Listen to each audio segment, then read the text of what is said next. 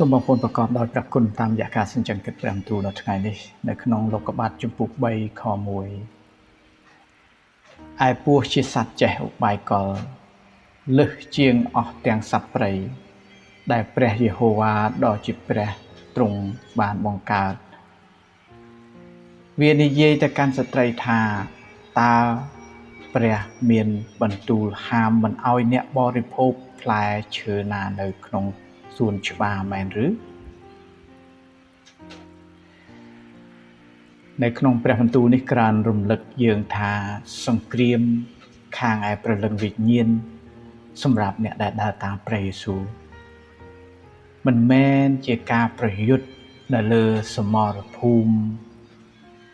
ស៊ីសាច់ហុតឈាមនោះឡើយតែជាការប្រយុទ្ធជាមួយនឹងសេចក្តីល្បួងដែលកើតឡើងនៅក្នុងចិត្តរបស់យើង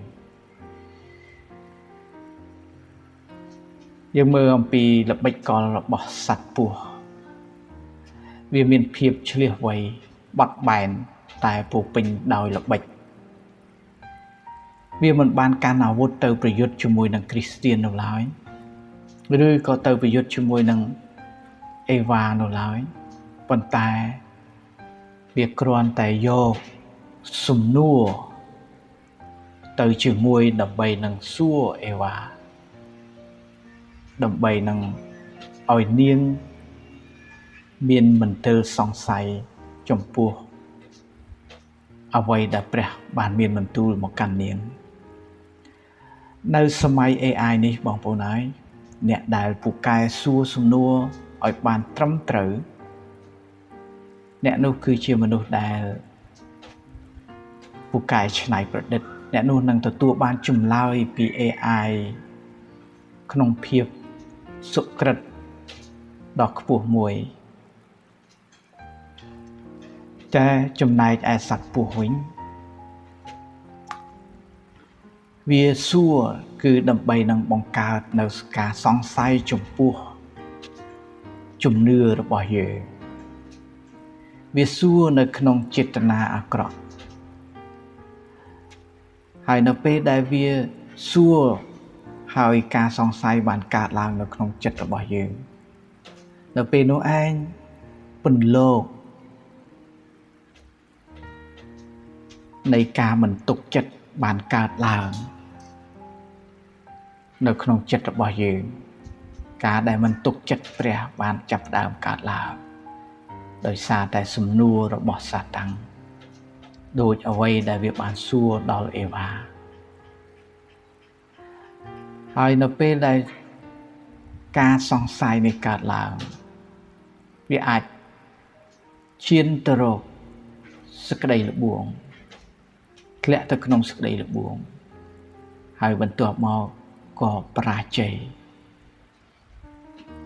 ជីវិតខាងឯសេចក្តីជំនឿដោយសារតែការមិនស្ដាប់បង្គាប់តាមព្រះបន្ទូលរបស់ព្រះ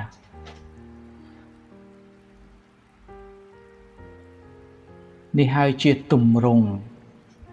នៃសត្រូវខាងឯព្រលឹងវិញ្ញាណរបស់យើងវាបានចោទសួរដោយបង្កើតការសង្ស័យទោះបីជាវាដឹងការពិតរួចហើយក៏ដោយដោយដែលវាបានសួរដល់អេវ៉ាថាតើព្រះមានបន្ទូលហាមមិនឲ្យអ្នកបរិភោគផ្លែឈើណានៅក្នុងសួនមែនឬនេះជាសំណួរដ៏ឆ្លៀសវៃដើម្បីនឹងបំភាន់ការពិតនិងជាសំណួរ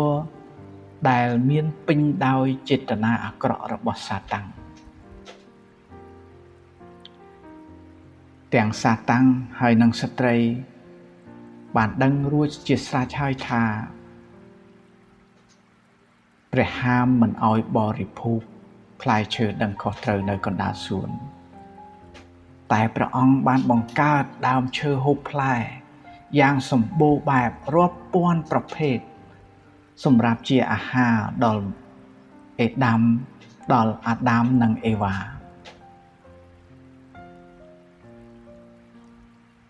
ព្រមទាំងសត្វទាំងឡាយផង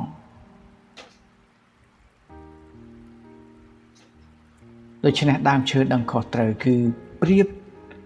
ដូចជាអ្វីដែលព្រះបាន បង្កើតឲ្យមានជំរើសសម្រាប់មនុស្សថាតើពួកគេជ្រើសរើស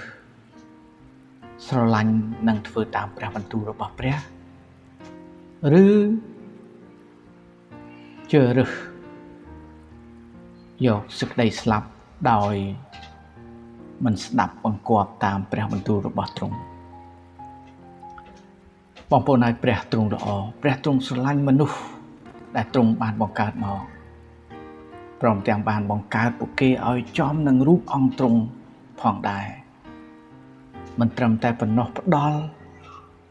សេរីភាពឲ្យពួកគេបានជ្រើសរើសអ្វីមួយដោយឯករាជ្យដោយមានសេរីភាពពិតប្រាកដសំណួរសាតាំងបានបង្កើតការសង្ស័យបាននាំឲ្យធ្លាក់ទៅក្នុងសេចក្តីល្បួងហើយលទ្ធផលនៃសេចក្តីល្បួងនោះហើយគឺជាអំពើបាបនៅក្នុងជីវិតប្រចាំថ្ងៃរបស់បងប្អូនហើយនិងខ្ញុំតែងតែមានសំណួរជាច្រើនដែលមនុស្សជុំវិញខ្លួនយើងបានចោទសួរសំណួរខ្លះក៏ជាការក្រើនរំលឹកសំណួរខ្លះក៏ផ្ដល់នៅភាពឈឺចាប់ការខកចិត្តការអាក់អន់ចិត្តប៉ះពាល់ដល់អារម្មណ៍របស់យើងហើយសំណួរខ្លះក៏ជាការរិះគន់ដើម្បីស្ថាបនាយ៉ាងណាមិញយើងត្រូវដឹងអំពីសំណួរទាំងអស់នោះតើមានចេតនាយ៉ាងដូចម្តេចបើសំណួរទាំងនោះមានចេតនាល្អជួអរគុណសម្រាប់ការក្រើនរំលឹករបស់អ្នកដទៃតែបើសិនជាសំណួរដែលមានចេតនាអាក្រក់ដែលមកពីអរិយសត្តាំងជួកុំឲ្យសំណួរនោះបានចាក់ឫសនិងបង្កើតការសង្ស័យនៅក្នុងចិត្តរបស់យើងនោះឡើយជួយយកព្រះបន្ទូលជាអាវុធការពារកុំឲ្យសំណួរដែលមានចេតនាអាក្រក់នោះបានអូសទាញយើងឲ្យធ្លាក់ទៅក្នុងសេចក្តីល្បួងដោយមិនស្ដាប់បង្គាប់តាមព្រះបន្ទូលរបស់ព្រះបងប្អូនហើយអ្នកអាចឈ្នះលើសេចក្តីល្បួងលើសំណួរ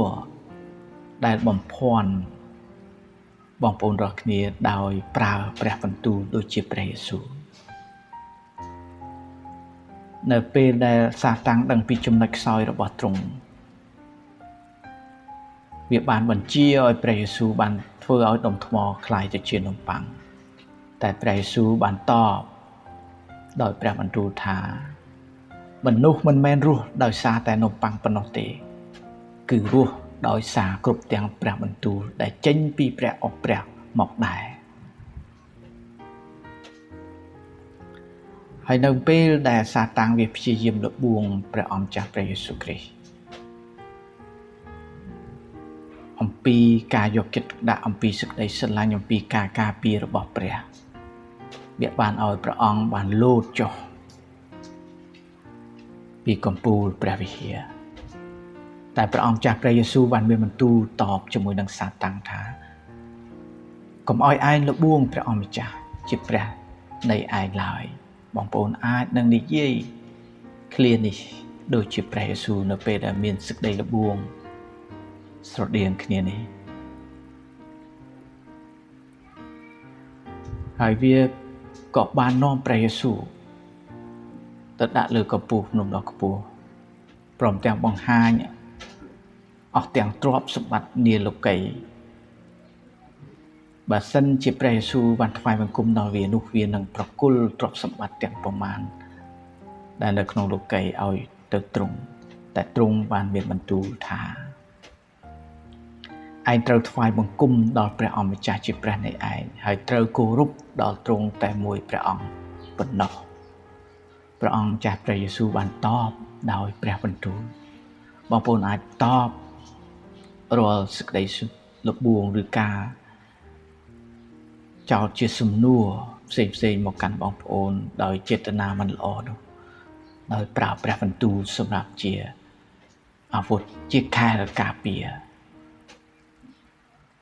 ព្រះអង្គចាស់ថ្វាយសិរីល្អដល់ទ្រង់សម្រាប់ព្រះបន្ទូលនៅថ្ងៃនេះដែលទ្រង់រំលឹកដល់យើងខ្ញុំអំពីល្បិចកលរបស់សាតាំង អំពីល្បិចកលដែលនៅក្នុងលោកីនេះដោយបង្វែរសេចក្តីពិតឲ្យទៅជាសេចក្តីពុតផរបង្វែរសេចក្តីពិតឲ្យទៅជាមន្ទិលសង្ស័យដើម្បីនឹងអូសទាញរាជរបស់ព្រះអង្គឲ្យធ្លាក់ទៅក្នុងអំពើបាបព្រះអង្គចាស់សូមឲ្យទ្រង់បានការពារដល់យើងខ្ញុំដោយព្រះបន្ទូលរបស់ទ្រង់សូមឲ្យយើងខ្ញុំបានទុកចិត្តដល់ព្រះបន្ទូលរបស់ទ្រង់សូមព្រះវិញ្ញាណបរិសុទ្ធបង្រៀនពីការសម្រេចចិត្តបង្រៀនអំពីអ្វីដែលត្រូវធ្វើដើម្បីប្រកបព្រះហឫទ័យដល់ទ្រង់ក្នុងព្រះនាមព្រះយេស៊ូវគ្រីស្ទអាមែន